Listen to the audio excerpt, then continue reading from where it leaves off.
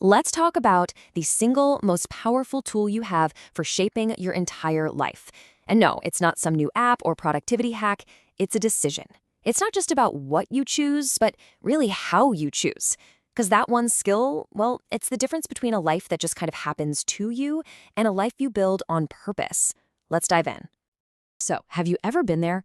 You're staring at a dozen different paths, maybe 100 different options, and you're so worried about making the wrong choice that you just don't make one at all. You feel totally frozen, stuck. You just can't seem to move forward. If that sounds even a little bit familiar, believe me, you are not alone.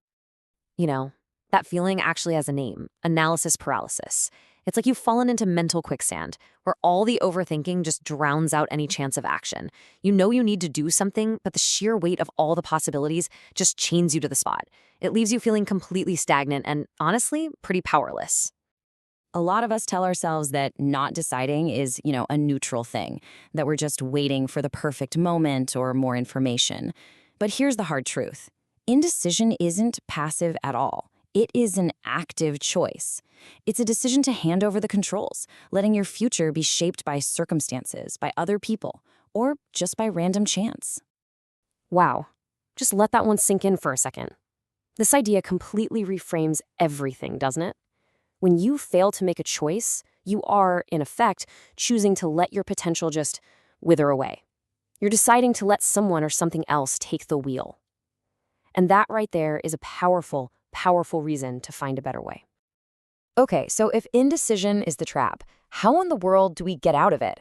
Well, the key is actually buried inside the word decision itself. It's time to totally redefine what it means to make a choice. Okay, check this out. The Latin root of decision, decidere, literally means to cut off. A true decision isn't about worrying about the options you might lose. It's a powerful act of commitment. It's about consciously and deliberately cutting away all the other possibilities, so you can channel all of your energy down one single chosen path. And this really shows the two different realities side by side. It's night and day. On one side, you have indecision, which just traps you in frustration and stagnation. But on the other, a real decision, that act of cutting off all the other alternatives, unleashes focused action. It's that single moment of mental commitment that finally gets you moving again. All right, so we get the mindset shift. That's huge. But how do we actually put it into practice? How do we go from being frozen to being decisive? Well, let's break down a simple, repeatable process you can use for pretty much any choice you're facing. Think of this 4-step framework as your go-to toolkit. First up, gather your info. And this isn't just about external data. It's also looking inward and asking yourself, what do I really want here? Step 2, identify your alternatives. Brainstorm a few real paths, and this is key, always include doing nothing as an actual option to evaluate.